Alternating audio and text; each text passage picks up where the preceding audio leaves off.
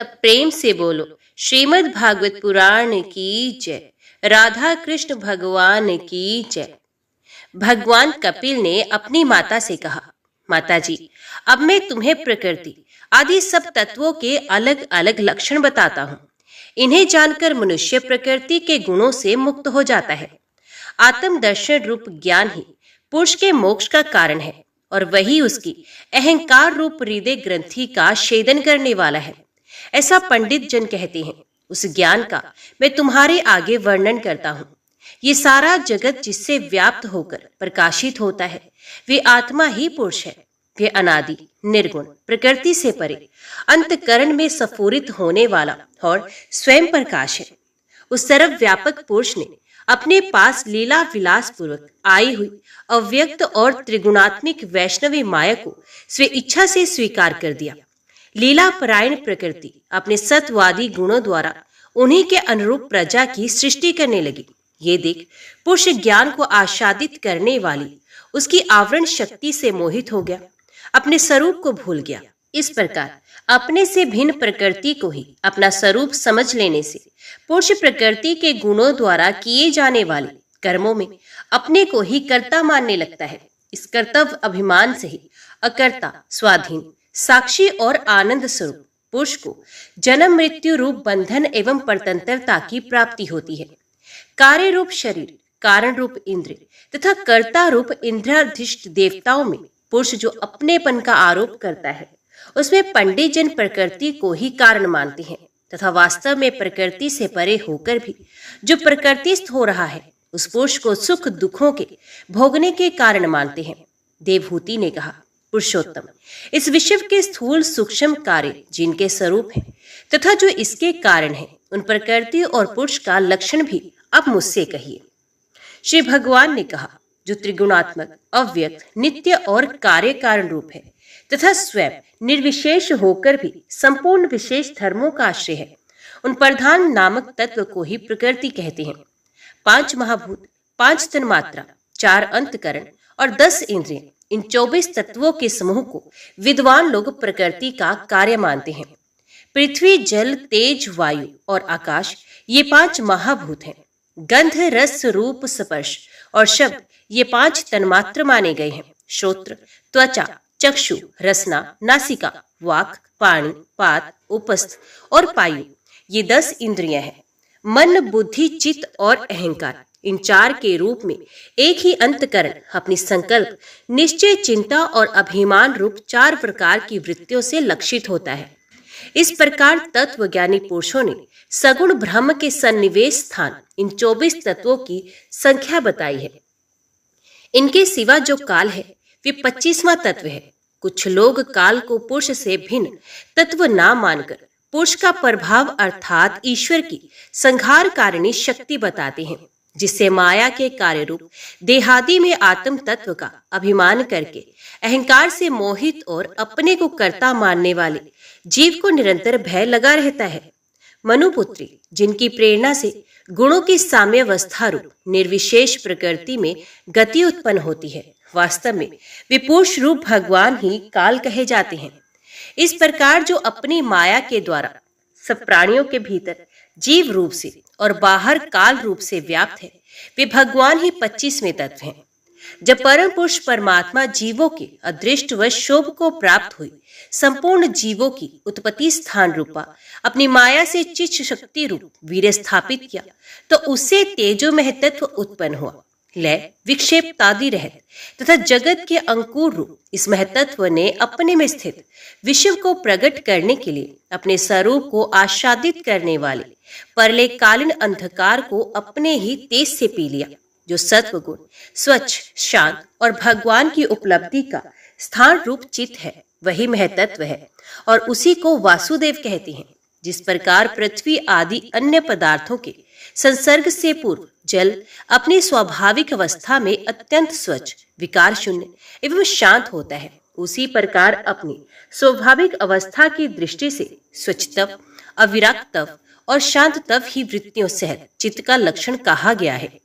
तदंतर भगवान की वीर्य रूप चित्त शक्ति से उत्पन्न हुए महतत्व के विकृत होने पर उसे क्रिया शक्ति प्रधान अहंकार उत्पन्न हुआ है।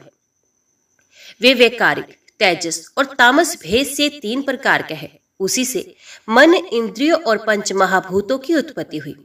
इस भूत, इंद्रियों और मन रूप अहंकार को ही पंडित जन साक्षात संघर्षण नामक सहस्त्र सर वाले अनंत देव कहते हैं।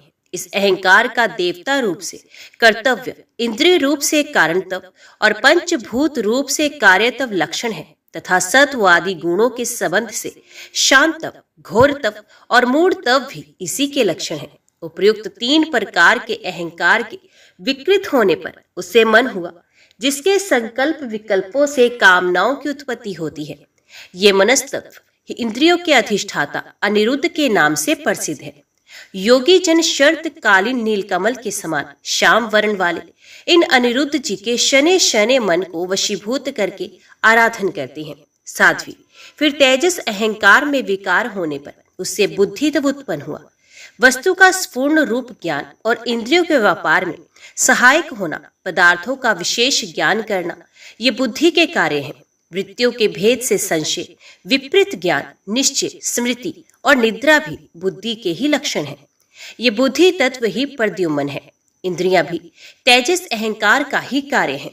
कर्म और ज्ञान के विभाग से उनके कर्मेंद्रिय और ज्ञानेंद्रिय 2 प्रकार की हैं। इनमें कर्म प्राण की शक्ति है और ज्ञान बुद्धि की। भगवान की चेतना शक्ति की प्रेरणा से तापस अहंकार के विकृत होने पर उसे शब्द तन्मात्र का प्रादुर्भाव हुआ। शब्द तन्मात्र से आकाश तथा शब्द का ज्ञान कराने वाली श्रोत इंद्रिय उत्पन्न हुई। अर्थ का प्रकाशिक होना, ओट में खड़े हुए वक्ता का भी ज्ञान करा देना और आकाश का सूक्ष्म रूप होना, विद्वानों के मत में यही शब्द के लक्षण है। भूतों को अवकाश देना, सबके बाहर भीतर वर्तमान रहना तथा प्राण, इंद्रिय और मन का आश्रय होना, ये आकाश के कार्य रूप लक्षण है। फिर शब्द तन्मात्रा के कार्य आकाश में कालगति से विकार होने पर स्पर्श तन्मात्र हुआ और उससे वायु तथा स्पर्श का ग्रहण कराने वाली त्वचा उत्पन्न हुई। कोमलता, कठोरता, शीतलता और उष्णता तथा वायु का सूक्ष्म रूप होना, ये स्पर्श के लक्षण है।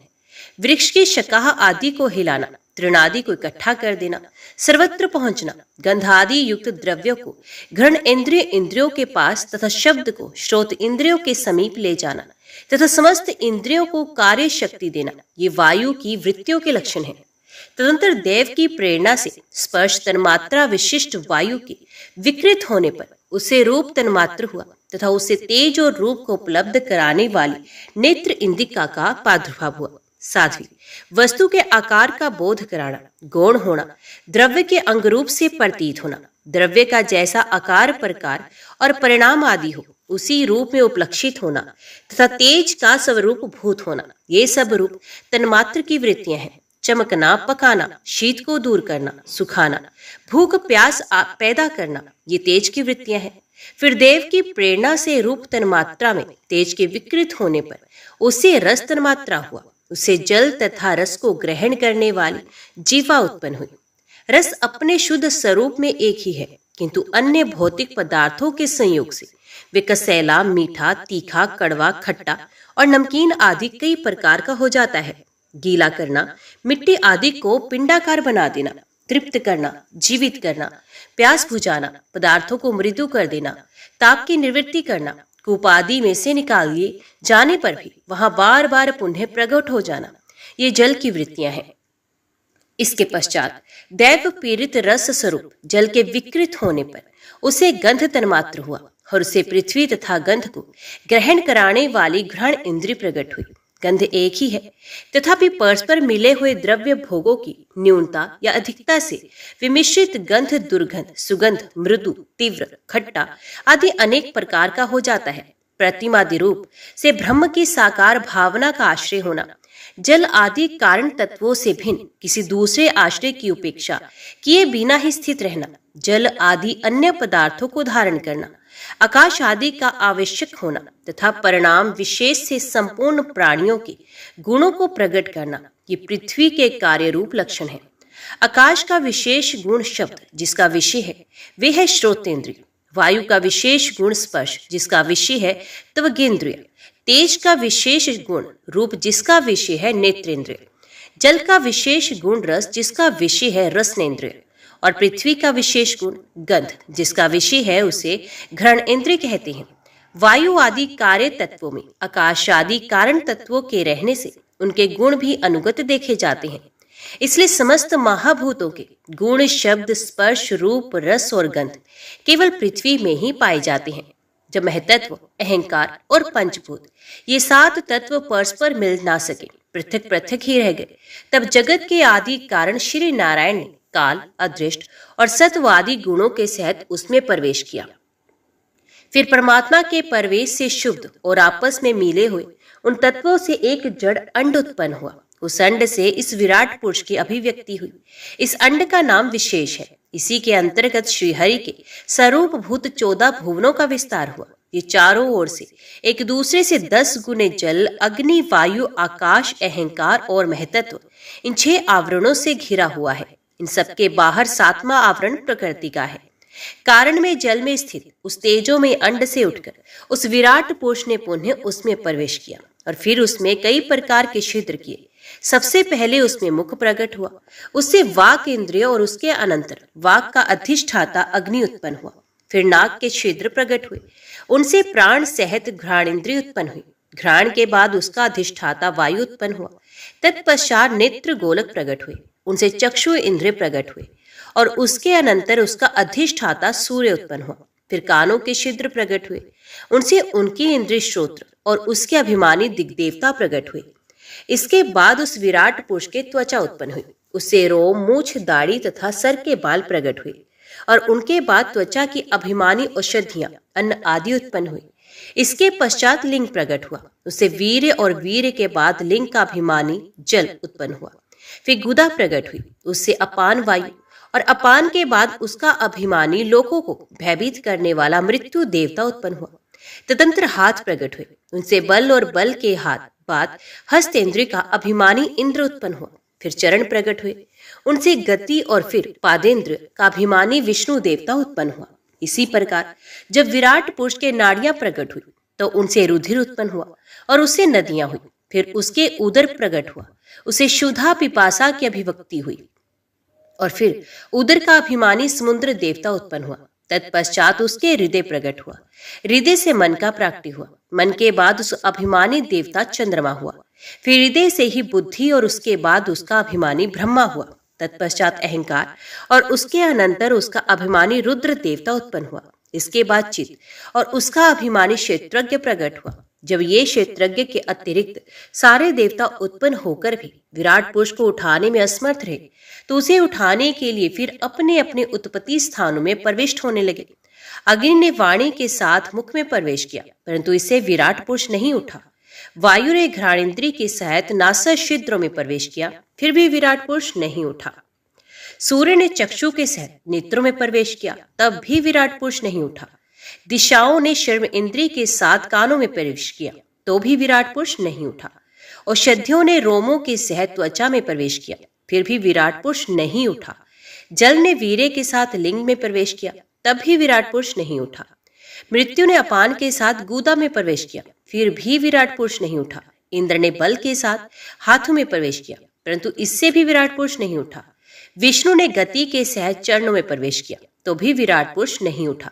नदियों ने रुधिर के साथ नाड़ियों में प्रवेश किया, तब भी विराट पुरुष नहीं उठा। समुद्र ने क्षुधा पिपासा के सहित उदर में प्रवेश किया, फिर भी विराट पुरुष नहीं उठा। चंद्रमा ने मन के सहित हृदय में प्रवेश किया, तो भी विराट पुरुष नहीं उठा। ब्रह्मा ने बुद्धि के सहित हृदय में किया, तब भी विराट पुरुष नहीं उठा। रुद्र ने अहंकार के सहित उसी हृदय में प्रवेश किया, तो भी विराट पुरुष नहीं उठा। जब चित्त के अधिष्ठाता क्षेत्रज्ञ ने चित्त के सहित हृदय में प्रवेश किया, तो विराट पुरुष उसी समय जल से उठकर खड़ा हो गया। जिस प्रकार लोक में प्राण, इंद्रिय, मन और बुद्धि आदि चित्त के अधिष्ठाता क्षेत्रज्ञ की सहायता के बिना सोए हुए प्राणी को अपने बल से नहीं उठा सकते, उसी प्रकार विराट पुरुष को भी वे क्षेत्रज्ञ परमात्मा के बिना नहीं उठा सके। अतः भक्ति, वैराग्य और चित्त की एकाग्रता से प्रकट हुए ज्ञान के द्वारा उस अंतर आत्म स्वरूप क्षेत्रज्ञ को इस शरीर में स्थित जानकर उसका चिंतन करना चाहिए। माता जी, जिस तरह जल में प्रतिबिंब सूर्य के साथ जल में शीतलता, चंचलता आदि गुणों का संबंध नहीं होता, उसी प्रकार प्रकृति के कार्य शरीर में स्थित रहने पर भी आत्मा वास्तव में उसके सुख दुखादि धर्मों से लिप्त नहीं होता, क्योंकि वह स्वभाव से ही निर्विकार, अकर्ता और निर्गुण है। किंतु जब वही प्राकृतिक गुणों से अपना संबंध स्थापित कर लेता है, तब अहंकार से मोहित होकर मैं करता हूं ऐसा मानने लगता है। उस अभिमान के कारण वे देह के संसर्ग से किए हुए पुण्य पाप रूप कर्मों के दो से अपनी स्वाधीनता और शांति खो बैठता है तथा उत्तम, मध्यम और नीच योनियों में उत्पन्न होकर संसार चक्र में घूमता रहता है। जिस प्रकार स्वप्न के पदार्थों में आस्था हो जाने के कारण दुख उठाना पड़ता है, उसी प्रकार भय, शोक, अहम, मम एवं जन्म मरण आदि रूप संसार की कोई सत्ता न होने पर भी अविद्यावश विषयों का चिंतन करते रहने से जीव का संसार चक्र कभी निवृत्त नहीं होता। इसलिए बुद्धिमान मनुष्य को उचित है कि विषय चिंतन में फंसे हुए चित्त को तीव्र भक्ति, योग और वैराग्य के द्वारा धीरे धीरे अपने वश में लाए। यम आदि योग साधनों के द्वारा श्रद्धा पूर्वक अभ्यास चित्त को बारंबार एकाग्र करते हुए मुझ में सच्चा भाव रखने, मेरी कथा श्रवण करने, समस्त प्राणियों संभाव रखने, किसी से वैर न करने, आसक्ति के त्याग, ब्रह्मचर्य, मौन व्रत और बलिष्ठ सब धर्म से जिसे ऐसी स्थिति प्राप्त हो गई है कि प्रारब्ध के अनुसार जो कुछ मिल जाता है उसी में संतुष्ट रहता है, परिमित भोजन करता है, सदा एकांत में रहता है, शांत स्वभाव है, सबका मित्र है, दयालु और धैर्यवान है, प्रकृति और पुरुष के वास्तविक स्वरूप के अनुभव से प्राप्त हुए तत्व ज्ञान के कारण स्त्री पुत्रादि संबंधियों के सहित इस देह में से मैं मेरेपन का मिथ्या अभिनिवेश नहीं करता, बुद्धि की जगरादि अवस्थाओं से ही अलग हो गया था तथा परमात्मा के सिवा और कोई वस्तु नहीं देखता। वे आत्मदर्शी मुनि नेत्रों से सूर्य को देखने की भांति अपने शुद्ध अंतकरण द्वारा परमात्मा का साक्षात्कार उस अद्वितीय ब्रह्मपद को प्राप्त हो जाता है, जो देहादि संपूर्ण उपाधियों से पृथक, अहंकार आदि मिथ्या वस्तुओं में सत्य रूप से भसने वाला, जगत कारण भूता प्रकृति का अधिष्ठान, महदादि कार्य वर्ग का प्रकाशक और कार्य कारण रूप संपूर्ण पदार्थों में व्याप्त है। जिस प्रकार जल में पड़ा हुआ सूर्य का प्रतिबिंब दीवार पर पड़े हुए अपने आभास के संबंध में देखा जाता है और जल में दिखने वाले प्रतिबिंब से आकाश स्थित सूर्य का ज्ञान होता है, और उसी प्रकार वैकारिक आदि भेद से तीन प्रकार का अहंकार देह, इंद्रिय और मन में स्थित अपने प्रतिबिंबों से लक्षित होता है, और फिर सत्य परमात्मा के प्रतिबिंब युक्त उस अहंकार के द्वारा सत्य ज्ञान स्वरूप परमात्मा का दर्शन होता है, जो सुषुप्ति के समय निद्रा से शब्दादि भूत सूक्ष्म इंद्रिय और मन बुद्धि आदि के अवाकृत में लीन हो जाने पर स्वयं जागता रहता है और सर्वथा अहंकार शून्य है। सुषुप्ति के समय अपने उपाधिभूत अहंकार का नाश होने से वे भ्रमवश अपने को ही नष्ट हुआ मान लेता है, और जिस प्रकार धन का नाश हो जाने पर मनुष्य अपने को ही नष्ट हुआ मानकर अत्यंत व्याकुल हो जाता है, उसी प्रकार वे भी अत्यंत विवश होकर नष्टवत हो जाता है। इन सब बातों का मनन करके विवेकी पुरुष अपने आत्मा का अनुभव कर लेता है, जो अहंकार के सहित संपूर्ण तत्वों का अधिष्ठान और प्रकाशक है।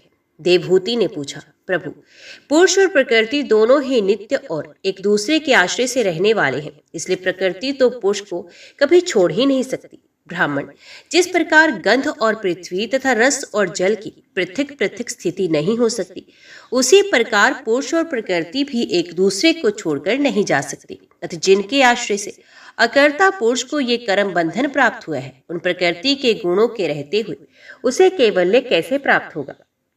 यदि तत्वों का विचार करने से कभी ये संसार बंधन का तीव्र भय निवृत्त हो भी जाए, तो भी उसके निमित्त भूत प्राकृतिक गुणों का अभाव ना होने से वे भय फिर उपस्थित हो सकता है। श्री भगवान ने कहा, माता जी, जिस प्रकार अग्नि का उत्पत्ति स्थान अरणि अपने से ही उत्पन्न अग्नि से जलकर भस्म हो जाता है, उसी प्रकार निष्काम भाव से किए हुए सब धर्म पालन द्वारा अंतकरण शुद्ध होने से बहुत समय तक भगवत कथा श्रवण द्वारा पुष्ट हुई मेरी तीव्र भक्ति से, तत्व साक्षात्कार कराने वाला ज्ञान से, प्रबल वैराग्य से, व्रत नियमादि के सहित किए हुए ध्यान अभ्यास से और चित्त की प्रगाढ़ एकाग्रता से पुरुष की अविद्या दिन रात क्षीण होती हुई धीरे धीरे लीन हो जाती है। फिर नित्य प्रति दोष दिखने से भोग कर त्यागी हुई वे प्रकृति अपने स्वरूप में स्थित और स्वतंत्र हुए उस पुरुष को कुछ भी नहीं बिगाड़ सकती। जैसे सोए हुए पुरुष को स्वप्न में कितने भी अनर्थों का अनुभव करना पड़ता है, किंतु जग पड़ने पर उसे उन स्वप्न के अनुभवों से किसी प्रकार का मोह नहीं होता। उसी प्रकार जिसे तत्व ज्ञान हो गया है और जो निरंतर मुझ में ही मन लगाए रहता है, उस आत्म राम मुनि को प्रकृति कुछ भी नहीं बिगाड़ सकती। जब मनुष्य अनेकों जन्मों में बहुत समय तक इस प्रकार आत्म चिंतन में ही निमग्न रहता है, तब उसे ब्रह्मलोक पर्यंत सभी प्रकार के भोगों से वैराग्य हो जाता है। मेरा विधैर्यवान भक्त मेरी ही महती कृपा से तत्व ज्ञान प्राप्त करके आत्म अनुभव के द्वारा सारे संशयों से मुक्त हो जाता है और फिर लिंग देह का नाश होने पर एकमात्र मेरे ही आश्रित अपने स्वरूपभूत कैवल्य संज्ञक मंगल में पद को सहज में ही प्राप्त करता है, जहां पहुंचने पर योगी फिर लौटकर नहीं आता। माता जी, यदि योगी का चित्त योग साधना से बड़ी हुई माया में अणिमादि सिद्धियों में, जिनकी प्राप्ति का योग के सिवा दूसरा कोई साधन नहीं फंसता, तो उसे मेरा वे अविनाशी परम पद प्राप्त होता है, जहां मृत्यु की कुछ भी दाल नहीं गलती। अब मैं तुम्हें सबीज योग का लक्षण बताता हूँ, जिसके द्वारा चित्त शुद्ध एवं प्रसन्न होकर परमात्मा के मार्ग में प्रवृत्त हो जाता है। यथाशक्ति शस्त्र विहित सब धर्म का पालन करना तथा शास्त्र विरुद्ध आचरण का परित्याग करना, प्रारब्ध के अनुसार जो कुछ मिल जाए उसी में संतुष्ट रहना, आत्मज्ञानियों के चरणों की पूजा करना, विषय वासना को बढ़ाने वाले कर्मों से दूर रहना, संसार बंधन से छुड़ाने वाले धर्मों में प्रेम करना, पवित्र और परमित भोजन करना, निरंतर एकांत और निर्भय स्थान में रहना, मन वाणी और शरीर से किसी जीव को नास्ताना, सत्य बोलना, चोरी न करना, आवश्यकता से अधिक वस्तुओं का संग्रह न करना, ब्रह्मचर्य का पालन करना, तपस्या करना, बाहर भीतर से पवित्र रहना, शास्त्रों का अध्ययन करना, भगवान की पूजा करना, वाणी का संयम करना, उत्तम आसनों का अभ्यास करके स्थिरता पूर्वक बैठना, धीरे धीरे प्राणायाम के द्वारा श्वास को जीतना, इंद्रियों को मन के द्वारा विषयों से हटाकर अपने हृदय में ले जाना, मूलाधार आदि किसी एक केंद्र में मन के सहित प्राणों को स्थिर करना, निरंतर भगवान की लीलाओं का चिंतन और चित्त को सम्माहित करना, उनसे तथा व्रत आदि दान आदि दूसरे साधनों से भी सावधानी के साथ प्राणों को जीतकर बुद्धि के द्वारा अपने कुमार्गगामी दुष्ट चित्त को धीरे धीरे एकाग्र करें, परमात्मा के ध्यान में लगाएं। पहले आसन को जीते, फिर प्राणायाम के अभ्यास के लिए पवित्र देश में कुश मृग चर्मादि युक्त आसन बिछाएं, उस पर शरीर को सीधा और स्थिर करके सुखपूर्वक बैठकर अभ्यास करें।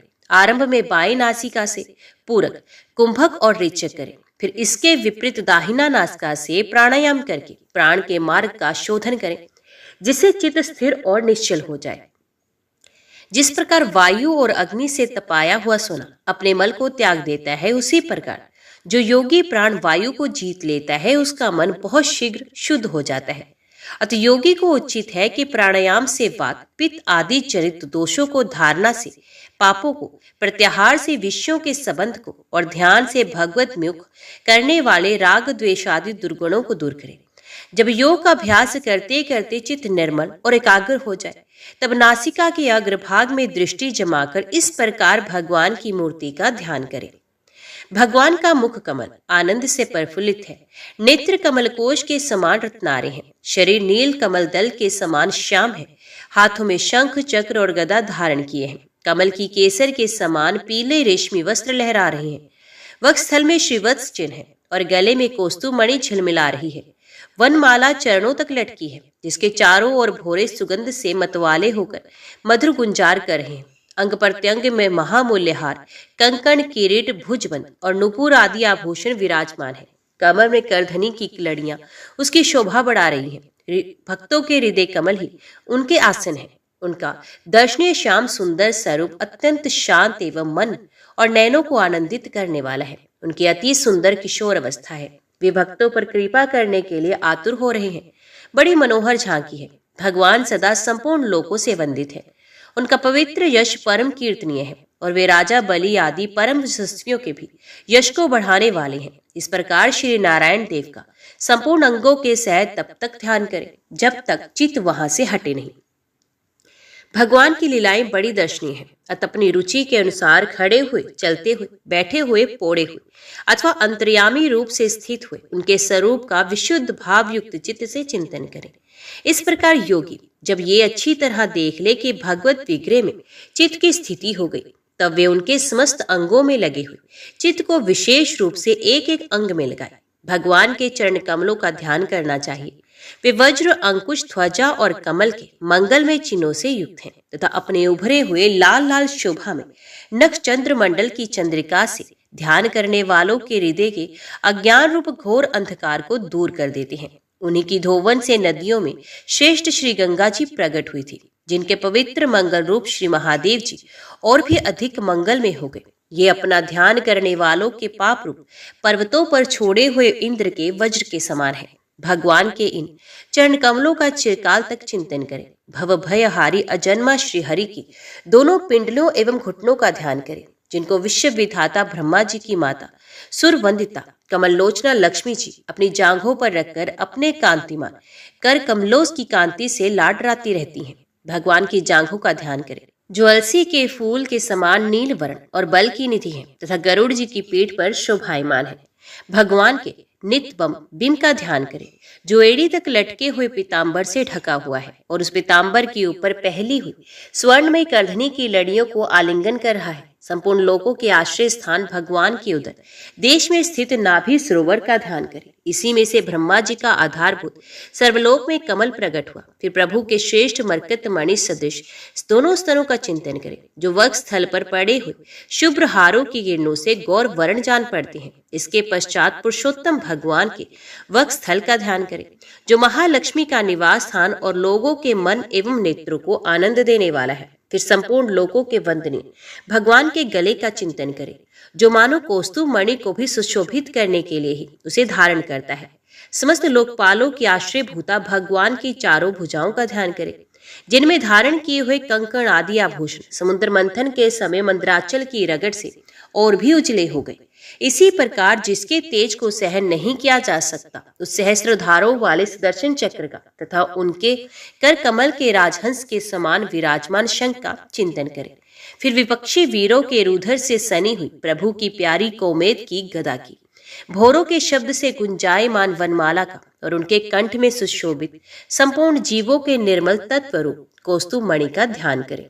भक्तों पर कृपा करने के लिए यहाँ साकार रूप धारण करने वाले श्री हरि के मुख कमल का ध्यान करें, जो सुधड़ नासिका से सुशोभित है और छिल मिलाते हुए मकराकृत कुंडलों के हिलने से अतिशय प्रकाशमान स्वच्छ कपोलों के कारण बड़ा ही मनोहर जान पड़ता है। काली काली घुंघराली अलकावली से मंडित भगवान का मुखमंडल अपनी छवि के द्वारा भ्रमरों से सेवित कमल कोश का भी तिरस्कार कर रहा है और उसके कमल सदृश विशाल एवं चंचल नेत्र उस कमल कोश पर उछलते हुए मछलियों के जोड़े की शोभा को मात कर रहे हैं। उन्नत भ्रुलताओं से सुशोभित भगवान के ऐसे मनोहर मुखारविंद की मन में धारणा करके आलस्य रहित हो उसी का ध्यान करें। हृदय गुहा में चिरकाल तक भक्ति भाव से भगवान के नेत्रों की चितवन का ध्यान करना चाहिए, जो कृपा से और प्रेम भरी मुस्कान से क्षण क्षण अधिक बढ़ती रहती है, विपुल प्रसाद की वर्षा करती रहती है और भक्त जनों के अत्यंत घोर तीनों तापों को शांत करने के लिए प्रकट हुई है। श्री हरि का हास्य प्रणत जनों की तीव्र से तीव्र शोक के अश्रु सागर को सुखा देता है और अत्यंत उदार है। मुनियों के हित के लिए, कामदेव को मोहित करने के लिए ही अपनी माया से श्री हरि ने अपने भ्रूमंडल को बनाया। उनका ध्यान करना चाहिए।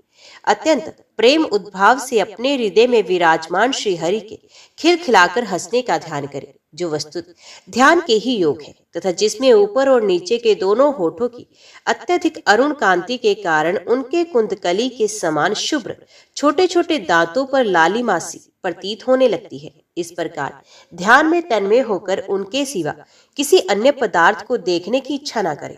इस प्रकार के ध्यान के अभ्यास से साधक का श्री हरि में प्रेम हो जाता है, उसका हृदय भक्ति से द्रवित हो जाता है, शरीर में आनंद तिरेक के कारण रोमांच होने लगता है। उत्कंठा जनित प्रेम अश्रु की धारा में वे बारंबार अपने शरीर को नहलाता है और फिर मछली पकड़ने के कांटे के समान श्री हरि को अपनी ओर आकर्षित करने के साधन रूप अपने चित्त को भी धीरे धीरे ध्येय वस्तु को हटा लेता है। जैसे तेज आदि के चूक जाने पर दीप शिखा अपने कारण रूप तेजस तत्व में लीन हो जाती है, वैसे ही आश्रय विषय और राग से रहित होकर मन शांत ब्रह्मकार हो जाता है। इस अवस्था के प्राप्त होने पर जीव गुण प्रवाह रूप देह आदि उपाधि के निर्वृत्त हो जाने के कारण ध्याता, धय आदि विभाग से रहित एक अखंड परमात्मा की सर्वत्र अनुगत देखता है। योग अभ्यास से प्राप्त हुई चित्त की इस अविद्या रहित लय रूप निर्वृत्ति से अपनी सुख दुख रहित भ्रम रूप महिमा में स्थित होकर परमात्म तत्व का साक्षात्कार कर लेने पर वे योगी जिस सुख दुख के भोक्तृत्व को पहले अज्ञानवश अपने स्वरूप में देखता था, उसे अब अविद्याकृत अहंकार में ही देखता है। जिस प्रकार मदिरा के मद से मतवाले पुरुष को अपनी कमर पर लपेटे हुए वस्त्र के रहने या गिरने की कुछ भी सुध नहीं रहती, उसी प्रकार चर्म अवस्था को प्राप्त हुए सिद्ध पुरुष को भी अपने देह के बैठने उठने अथवा देवश कहीं जाने या लौट आने के विषय में कुछ भी ज्ञान नहीं रहता, क्योंकि वे अपने परम आनंद स्वरूप में स्थित है।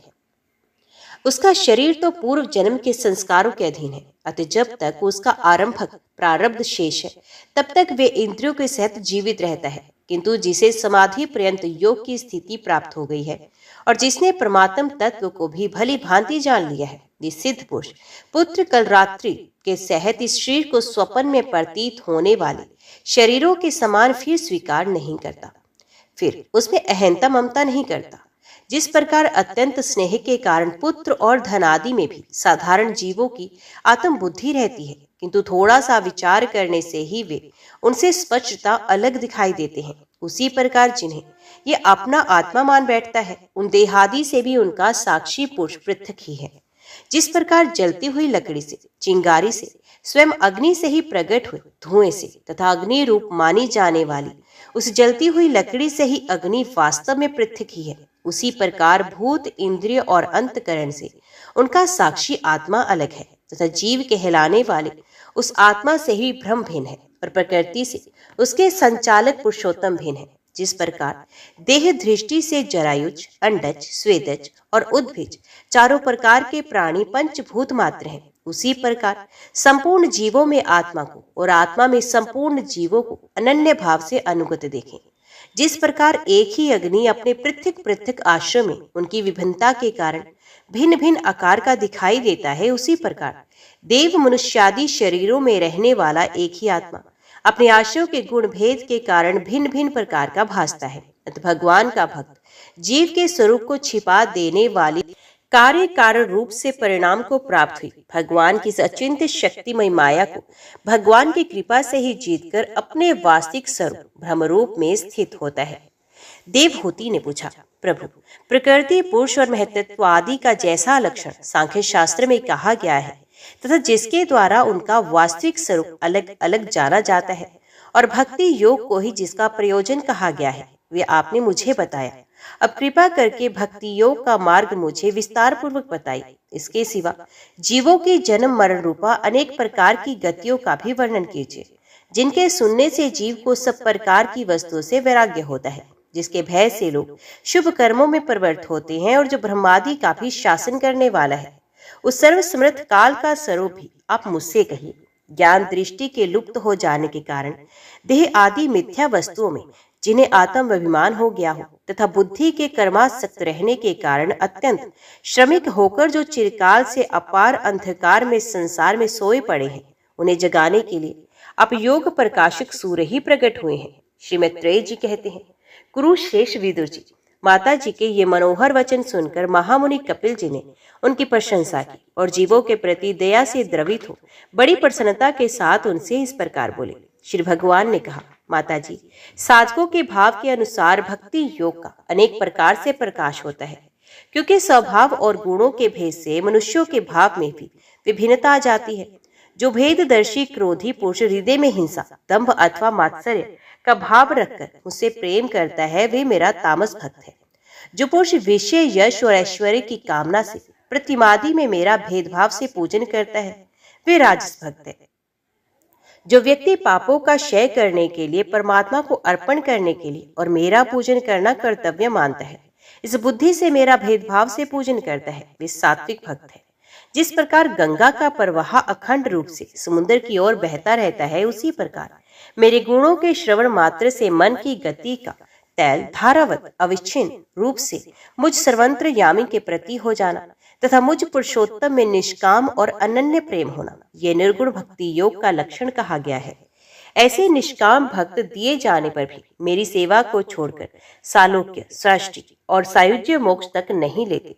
भगवान सेवा के लिए मुक्ति का तिरस्कार करने वाला ये भक्ति योगी परम पुरुषार्थ अथवा साध्य कहा गया है। इसके द्वारा पुरुष तीनों गुणों को लांघकर मेरे भाव, मेरे प्रेम रूप अप्राकृतिक स्वरूप को प्राप्त हो जाता है। निष्काम भाव से श्रद्धापूर्वक अपने नित्य नैमित्तिक कर्तव्यों का पालन कर, नित्य प्रति हिंसा रहित उत्तम क्रिया योग का अनुष्ठान करने, मेरी प्रतिमा का दर्शन, स्पर्श, पूजा, स्तुति और वंदना करने, प्राणियों में मेरी भावना करने, धैर्य और वैराग्य के अवलंबन, महापुरुषों का मान, दीनों पर दया और समान स्थिति वालों के प्रति मित्रता का व्यवहार करने, यम नियमों का पालन, अध्यात्म शास्त्रों का श्रवण और मेरे नामों का उच्च स्वर से कीर्तन करने से तथा मन की सरलता, सत्पुरुषों के संग और अहंकार के त्याग से मेरे धर्मों का अनुष्ठान करने वाले भगवत पुरुष का चित्त अत्यंत शुद्ध होकर मेरे गुणों के श्रवण मात्र से अनायास ही मुझ में लग जाता है।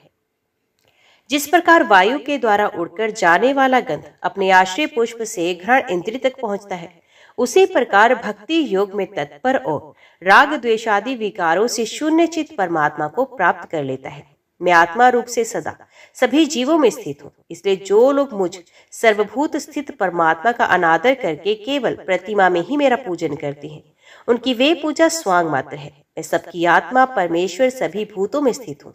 ऐसी दशा में जो मोहवश मेरी उपेक्षा करके केवल प्रतिमा के पूजन में ही लगा रहता है, वे तो मानो भस्म में ही हवन करता है। जो भेददर्शी और अभिमानी पुरुष दूसरे जीवों के साथ वैर बांधता है और इस प्रकार उनके शरीरों में विद्यमान मुझ आत्मा से ही द्वेष करता है, उसके मन को कभी शांति नहीं मिलती।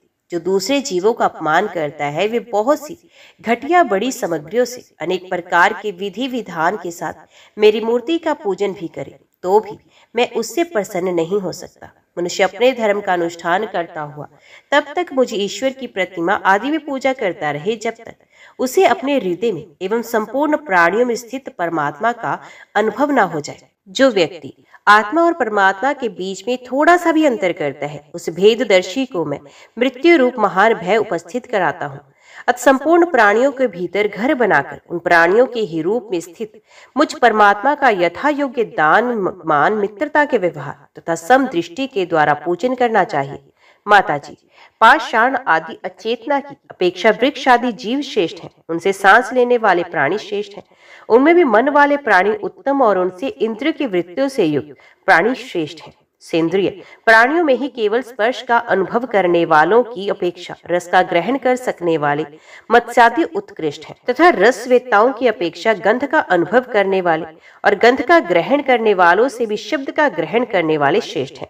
उनसे भी रूप का अनुभव करने वाले उत्तम हैं, और उनकी अपेक्षा जिनके ऊपर नीचे दोनों ओर दांत होते हैं, वे भी जीव श्रेष्ठ हैं। उनसे भी बिना पैर वाले से बहुत से चरणों वाले श्रेष्ठ हैं, तथा बहुत चरणों वालों से भी 2 चरण वाले मनुष्य श्रेष्ठ हैं। मनुष्य में भी 4 वर्ण श्रेष्ठ हैं, उसमें भी ब्राह्मण श्रेष्ठ है।